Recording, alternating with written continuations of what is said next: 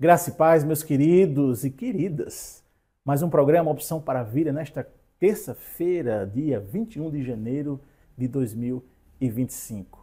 Quero agradecer a sua prestimosa atenção e lhe convidar para ouvir uma conversa muito edificante com o reverendo Hernandes Dias Lopes e o pastor Jeremias falando sobre revitalização de igreja. Também você vai acompanhar uma mensagem ministrada pelo pastor João Bosco de Moraes. Sala de prosa, gente boa! Pense numa coisa boa. Bom, pelo menos nós dois achamos, né, mestre? A conversa aqui nos bastidores é melhor do que todo menino. Ó, conosco hoje, atenção, chama todo mundo. A conversa é revitalização da igreja. Fica conosco, hein? Vai quebrar.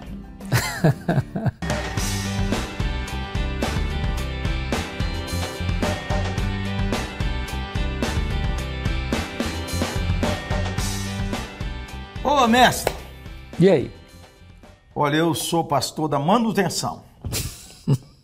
A nossa igreja é o seguinte, nem perde membro, nem ganha membro, mas ela tá uma bênção. Com a palavra, o mestre Hernandes. Você apertou sem me abraçar agora. É, Bom, essa ideia da fidelidade estéril.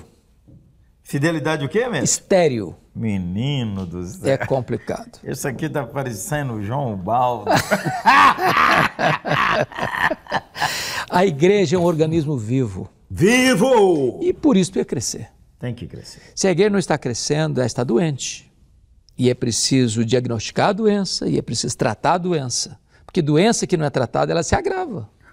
Ô, mestre, tem muita gente que fala assim, a igreja que cresce em número...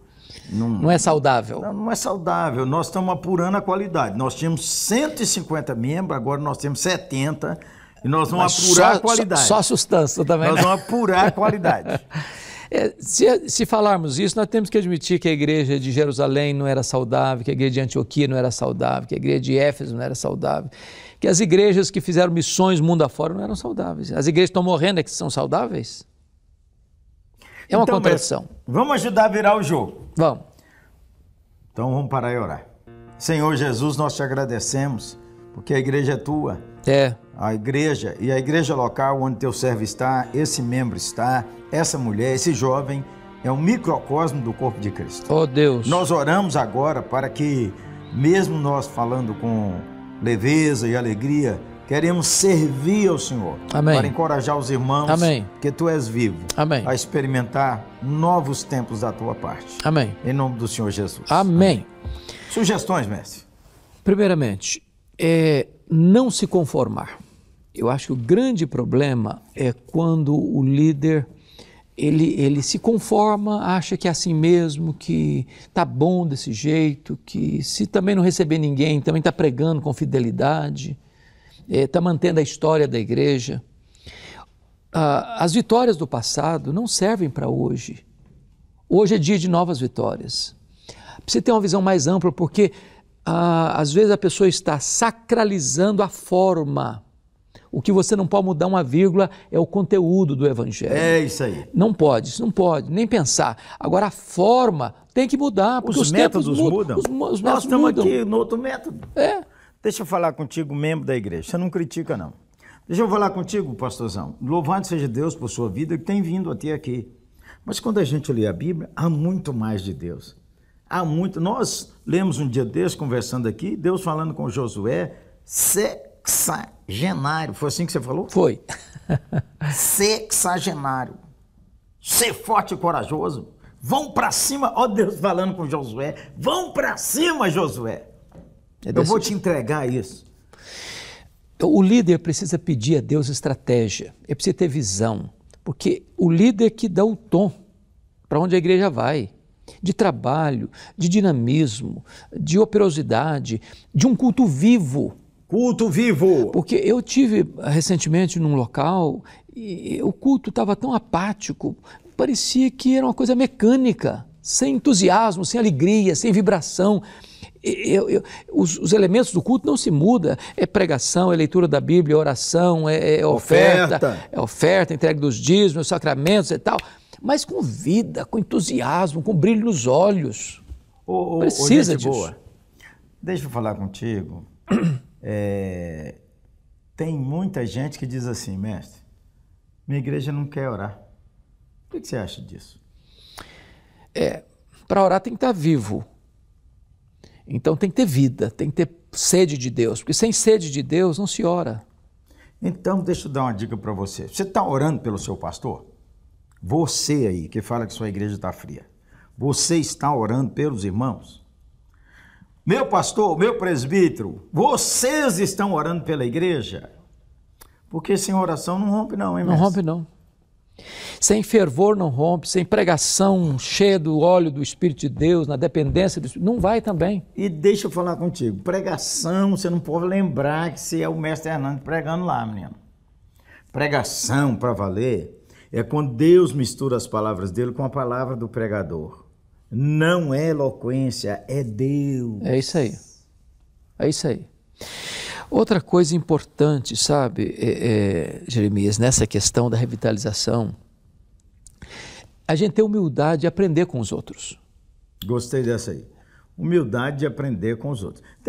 Você tem que parar de criticar, essa igreja é grande, isso aí não é igreja. Aprende alguma coisa. E para aprender tem que pesquisar, né, mestre? Tem que pesquisar, tem que olhar.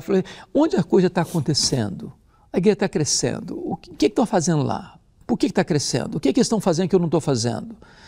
Que metas estão usando? Viagem internacionais para pesquisar isso? Exatamente. Atravessamos o Atlântico, fomos para o outro lado do mundo. Ô, gente, nós somos a Coreia, mas também mandei espião lá em Belo Horizonte. O que está acontecendo com aquela igreja? É uma igreja em Belo Horizonte. Você conheceu o bispo Carlos Damasceno? Sim. Num bairro que igreja nenhuma dá certo. Está explodindo. Sabe o que eu fiz? Vamos lá perguntar ao homem o que é isso. Isso aí. Agora, por exemplo, eu já disse aqui num dos nossos programas, aqui em São Paulo, uma igreja que mais do que duplicou no ano da pandemia. O líder falou, agora é hora, é oportunidade, a crise é oportunidade, vamos trabalhar mais, vamos nos envolver mais, vamos contactar mais gente, vamos abrir todos os canais de comunicação que a gente puder. Ô, gente boa, olhe as igrejas da sua denominação, você que é presbiteriano, com todo o seu cabedal, tem que dar uma olhadinha na igreja de Pinheiros, tem que dar uma olhadinha. Tem que dar uma olhadinha naquelas igrejas que estão rompendo, há igrejas que estão em pequenas cidades, que estão rompendo paradigmas. Olha a igreja de sua denominação, olha os outros colegas, olha igrejas de outra denominação. Pede a Deus graça. Eu estava lendo hoje, mestre, provérbio dizendo assim, a sabedoria está na rua gritando, ei, ei, ei. Só abrir os olhos e observar. Quando Paulo passou em Atenas, é um outro contexto, mas me chama a atenção. Ele diz, passando e observando os objetos do vosso culto. Às vezes a gente passa e não olha, ou às vezes passa e critica, mas passa e não observa. Por que os irmãos estão crescendo? Porque bater em quem está crescendo, só por bater, pode trazer uma compensação até de consciência para nós, mas não vai resolver o nosso problema. 5 conselhos finais, você dá um, eu dou outro. Um para a liderança, eu dou um para a liderança, você dá um para a liderança, eu dou um. Depois eu peço para quem mais. A primeira coisa é, você líder precisa buscar a face de Deus. O seu coração precisa estar voltado para Deus. Em oração, em meditação da palavra, em busca da presença de Deus. Segundo, irmão, leia mais sua Bíblia. Gasta tempo com sua Bíblia. Gasta pelo menos 1 hora lendo sua Bíblia, orando e falando com Deus. Deus, o Senhor me pôs aqui, faz isso aqui romper. Segunda conselho coisa, para a igreja. Segundo, ame a cidade onde vocês estão. Conheça a cidade onde vocês estão. Peça a Deus uma estratégia para alcançar a cidade onde vocês estão. Terceiro, apoie a sua igreja. Em vez de criticar a sua igreja, em vez de dizer, antes de querer sair dessa igreja, apoie sua igreja. Você está orando por ela, está contribuindo, está participando, está levando seus filhos, apoie sua igreja. Um conselho para diretoria de igreja. Ou não, você fala, quando o mestre respira fundo assim, tem que sair. Eu acho que está na hora de você olhar o que você faz e colocar paixão no que você faz. Por exemplo, a questão do culto, a liturgia do culto. Precisa ser viva. A pessoa que entrou, é vibração, é entusiasmo, é brilho nos olhos, é fogo no coração, é luz na cabeça. Esse culto precisa impactar as pessoas. Então não pode ser aquela coisa morna, quase morrendo, devagar. Vai dar sono nas pessoas. Então, isso é importante. Deixa eu dar uma dicasinha aqui sobre o culto, irmão. Faça boas transições no culto. Há algumas igrejas, é do jeito dela. Vamos orar com o doutor fulano de tal. Primeiro dá o título, irmão. Segundo, o irmão faz o desfile. Vamos orar com o doutor. Ele sai lá do fundo da igreja. Faça transições suaves. Vamos cantar com o coral. Quando tiver aproximando o instante do coral, o coral já está lá na frente. Não ter perda de tempo, né? Perda de tempo. Não quebra. Tem que ser dinâmico o culto. Outra coisa, essa equipe de louvor, aí se você tem equipe de louvor, não ficar pregando. Quem vai pregar é o outro. Eles vão adorar. Fazer um discursozinho antes de cada música mata completamente o momento de culto e adoração. Uma palavra de diretoria de igreja, conselho, junta. Vocês precisam ter um plano de ação. Às vezes a igreja deixa a coisa levar, sem plano, sem planejamento, sem ação, sem atividade dinâmica para a igreja. Então acho que é hora da diretoria da igreja sentar e dizer o que é que nós queremos, onde nós queremos chegar, como é que nós vamos fazer. Como é que nós vamos deixa eu falar uma coisa que é quase um absurdo para alguns. A igreja local é tanto uma organização quanto um organismo. Busque uma consultoria, vá num congresso, chame alguém para conversar, visite uma igreja, peça para conversar com o pastor titular, com a equipe pastoral. Olha, você só não tem, disse o Senhor Jesus, porque não bate na porta. Ninguém vai me dar tempo, vai. E uma palavra sobre evangelismo. A minha palavra que eu queria fechar, pastor, é o seguinte: planos são os nossos. A gente pode botar a lenha no altar, mas só Deus pode mandar o fogo. Então, é preciso pedir que Deus aqueça o coração. Porque não é questão de plano, de botar no papel coisa bonita. A gente precisa botar no papel coisa bonita, ter planos, ter sonhos, ter programa, mas a gente precisa da unção do Espírito Santo de Deus. A coisa vai caminhar. A unção do Espírito Santo de Deus e a igreja evangelizar, irmão. A igreja nunca está presa dentro de quatro paredes. A boca dos crentes que está amarrada. Porque todo mundo está todo dia no quintal missionário. Sua família, seus vizinhos, sua escola, sua empresa. Vamos orar e pedir a Deus para fazer a igreja avançar. Amém? Ora por nós, meu santo. Oro. Senhor Jesus, nós te agradecemos porque estamos empolgados. Amém. Com o evangelho da ressurreição, da cruz e da ressurreição. Estamos empolgados. Amém. Porque o Senhor Jesus está vivo. Estamos empolgados, Senhor, porque o Senhor nos fez participar da igreja que o Senhor comprou com o seu próprio sangue. Amém.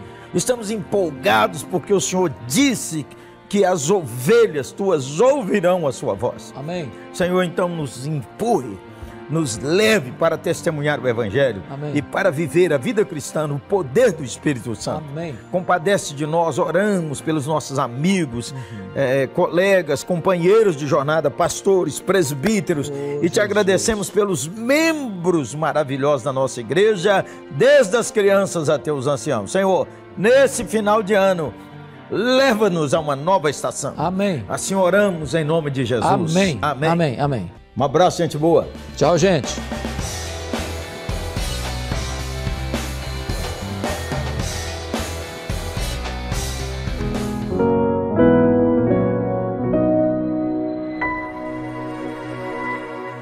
Provérbio 16:1 nos diz: o coração do homem pode fazer planos, mas a resposta certa vem dos lábios do Senhor. No mesmo livro de Provérbios, no capítulo 16 que eu li para vocês, nós encontramos no versículo 9, que eu chamo a atenção de vocês para essa expressão. No versículo 9 ele diz: o coração do homem considera o seu caminho, mas o Senhor lhe dirige os passos. Por isso que nós colocamos aí o título, né? Como você deve começar, 5 passos que você deve dar. O primeiro passo é esse: procura estar em sintonia, para que Deus possa orientá-lo através da sua palavra, e Ele vai lhe revelar. Eu lamento porque muita gente que não conhece a palavra de Deus, nesses últimos dias do ano findo e no começo do ano, estão consultando o horóscopo, estão consultando a cartomancia, os astrólogos, estão buscando nos tarôs a direção e a orientação que deve ser tomada nesse novo ano. Quando a palavra de Deus, meus irmãos, é como uma bula, a palavra de Deus é como um manual, a palavra de Deus é essa bússola que dá o rumo certo. A palavra de Deus é como uma bula que, quando você compra um medicamento, vai lhe mostrar como você deve utilizá-lo. Lá no Salmo 119, versículo 105, o salmista nos diz: lâmpada para os meus pés é a tua palavra, e luz para os meus caminhos. Lá em Mateus capítulo 22, versículo 29, Jesus disse: errais e não conhecedes as Escrituras, examinai, pois, as Escrituras sagradas, porque julgais ter nelas a vida eterna, e são elas mesmas que de mim testificam. Você quer ser bem sucedido em 2025? Então dê esse passo na sua vida. Ainda que haja controvérsias, ainda que haja dificuldades, seja que em área for da sua vida, mas você vai ter a bênção de Deus e a presença do Senhor Jesus, que mesmo afirmou: no mundo tereis aflições, mas tende bom ânimo, eu venci o mundo e vós também vencereis. Ele vai estar conosco, como esteve conosco todo o ano passado. Os planos não foram realizados porque não foi por permissão divina. Então, o segundo passo, para a gente não demorarmos muito, o segundo passo para você fazer, que você deve dar, é procurar fazer a vontade de Deus em primeiro lugar. A gente muitas vezes, irmãos, diante do que eu expus, quando vai dizer: esse ano eu vou fazer isso, vou fazer aquilo, o eu está na frente. E aí onde é que dá tudo errado? Tiago, que eu citei para vocês, diz lá no capítulo 4: se o Senhor quiser, e se estivermos vivos e for segundo consoante a sua vontade, faremos isso ou aquilo. Precisamos de aprender, conforme Jesus falou, né? Lá em Mateus capítulo 6, versículo 33: buscai, pois, em primeiro lugar o reino de Deus e a sua justiça, e todas estas coisas vos serão acrescentadas. O que é que a gente aprende com o Pai Nosso? As primeiras palavras de Jesus, quais foram? Seja feita a tua vontade. Irmãos, a gente está muitas vezes pedindo a Deus que Ele faça a nossa vontade. Queremos que Ele faça a nossa vontade, quando que Jesus nos ensinou: seja feita a tua vontade. E eu acredito que cada um de nós deve ter isso em mente, conforme vemos lá em 1 João capítulo 5, versículo 14: e esta é a confiança que temos nele, se pedirmos alguma coisa segundo a sua vontade, Ele nos fará acontecer. Se pedirmos alguma coisa segundo a sua vontade, não é segundo a minha vontade, Ele nos fará acontecer aquilo que é segundo a sua vontade. Ele nos ouve, Ele nos atende, Ele nos responde. Lembrando que a vontade de Deus, irmãos, ela é boa, perfeita e agradável. É isso que nos diz Romanos capítulo 12, versículo 1. Agora, irmãos, vamos ver aqui algumas coisas interessantes para a gente entender o que é que Paulo estava dizendo lá em Romanos capítulo 12. Jesus estava lá no Getsêmani, passando na sua memória, na sua mente, todo aquele acontecimento pelo qual ele haveria de passar, que não era coisa boa, era sofrimento, humilhação, despiram-no e as suas vergonhas foram expostas. Que humilhação Jesus passou! Ele estava antevendo. Então ele chamou os seus apóstolos para ir com ele orar lá no Getsêmani.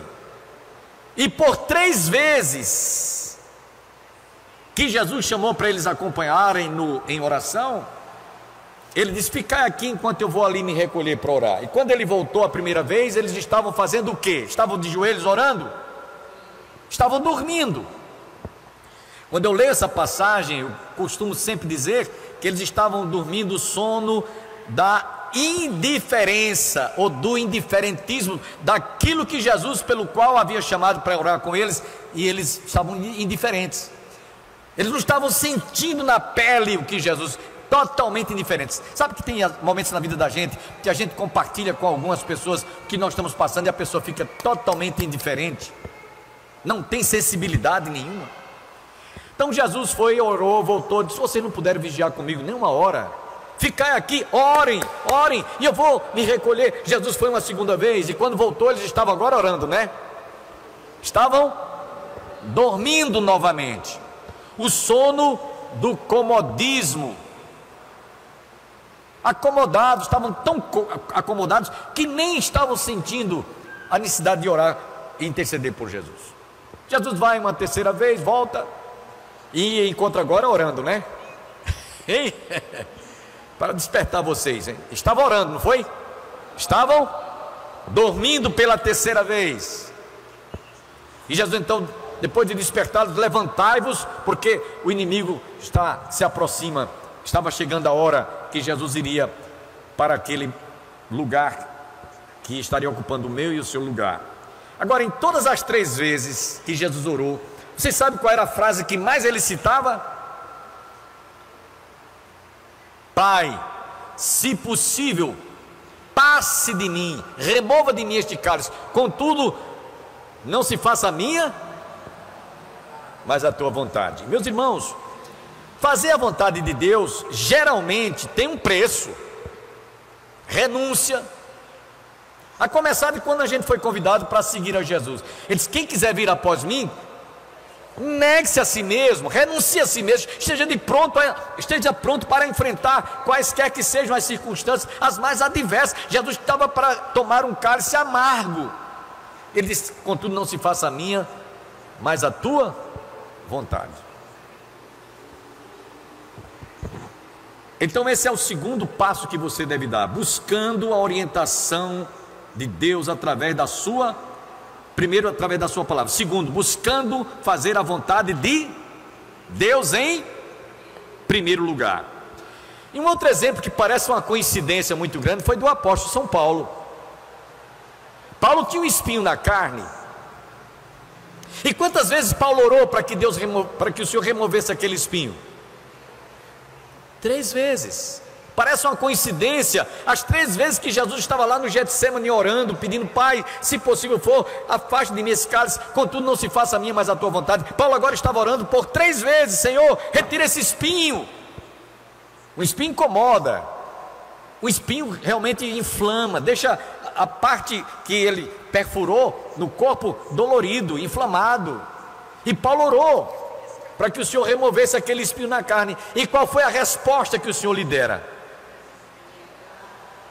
A minha graça te basta, porque o meu poder se aperfeiçoa na fraqueza. Interessante, irmãos, que quando Paulo ouviu esta oração, tá lá, essa resposta daquilo que o Senhor lhe revelara, na segunda carta aos Coríntios, no capítulo 12, versículos 9 e 10, Paulo, quando teve discernimento que aquele espinho era um mal necessário na vida dele, olha o que ele disse nos versículos 9 e 10.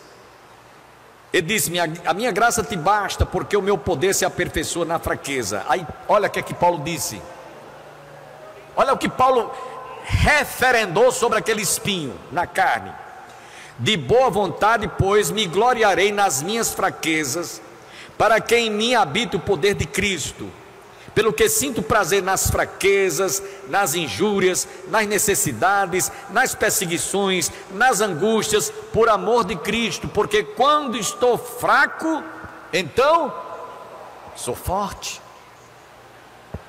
Irmãos, parece que as fraquezas, parece que o desânimo, parece que as lutas que a gente passa, para a gente muitas vezes é algo negativo, de derrota, de fracasso. Você sabe por que Deus não permitiu que você passasse por certas coisas que aos seus olhos, diante do que você estava querendo, seria bom para você? Porque talvez seria motivo de você desprezar a Deus, de faltar o temor a Deus na sua vida. Eu conheço pessoas que ganharam muito dinheiro o ano passado, mas que não valeu a pena, porque se afastaram de Deus, se afastaram dos seus caminhos, se afastaram da sua palavra, abandonaram a igreja.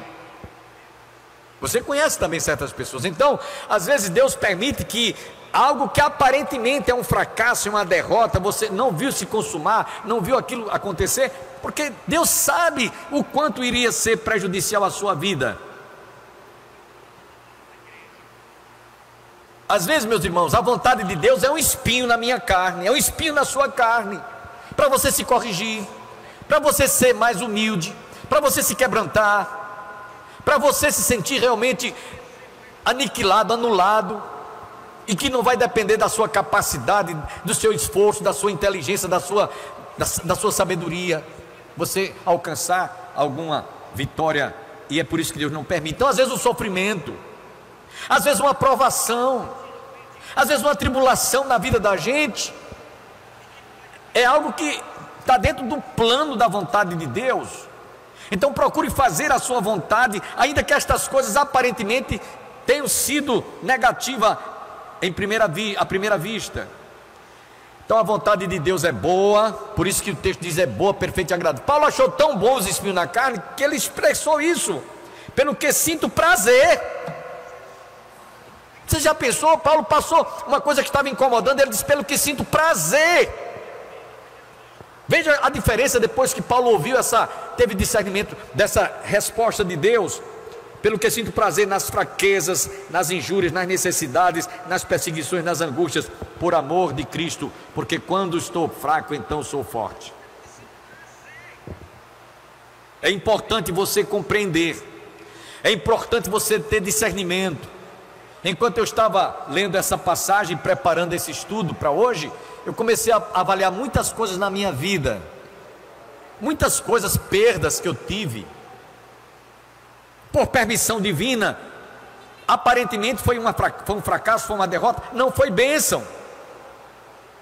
Então esse é o segundo passo que você deve dar. O primeiro, busque a orientação de Deus através da sua palavra. Segundo, busque fazer a vontade de Deus em primeiro lugar. Coloca Deus em primeiro lugar. A vontade de Deus é boa, perfeita e agradável. O terceiro passo que você tem que dar é buscando a presença de Deus em oração para a sua edificação, trazendo assim segurança para as decisões que venha tomar em sua vida. É importante, meus irmãos, nós analisarmos esse fato, esse terceiro passo aqui, porque a oração é algo que realmente nos dá como resposta aquilo que Deus tem planejado para a sua e para a minha vida. Eu poderia citar muitos exemplos da Bíblia, mas eu vou só citar o exemplo de Jonas. Jonas tinha uma missão para fazer, porém ele foi negligente. E enquanto ele estava lá, como alguém já disse, um certo pastor numa pregação, um pastor desses bem criativo, ele disse, Jonas não quis ir de navio, foi no submarino de Jesus. Não quis ir de navio, foi no submarino. E lá no fundo do mar, quando ele foi lançado, ele fez uma oração, e ele fez um voto, e ele fez uma promessa: Senhor, se eu sair daqui vivo, se tu ouvires a minha oração, eu vou fazer a tua obra, eu vou fazer a tua vontade. E foi preciso ele passar por toda aquela situação vexatória para poder ele chegar até a cidade de Nínive. Meus irmãos, eu quero aproveitar aqui o ensejo e dizer para toda a membrazia e congregados que segunda-feira que vem, alguém me perguntou se ia começar essa semana. Não, essa semana foi quebrada. Segunda e terça-feira ainda era dezembro de 2024. Só a partir de quarta-feira, 0 hora, que a gente virou a página, e agora quarta, quinta e sexta e sábado. Então foi 3 dias e apenas 4 dias. Então nós vamos ter uma semana de oração. A partir de segunda-feira, segunda, terça, quarta, quinta, sexta e sábado, uma semana ininterrupta de oração. Vamos começar o ano de joelhos. Vamos começar clamando. Clama a mim, responder-te-ei e anunciar-te-ei coisas grandes e ocultas que tu não sabes. Você tem alguma luta, você tem algum problema, tem alguma dificuldade, tem algum plano, tem alguma ideia, tem algum sonho que você pretende realizar este ano? Busque a Deus em oração e Ele vai te dar discernimento. Venha orar, venha buscar a Deus, não apenas nos cultos de oração dessa semana, mas venha também para o culto matutino. Meus irmãos e irmãs, que bom que você chegou até aqui no programa Opção para a Vida. Espero todos vocês no próximo programa, se Deus assim nos permitir. Até lá!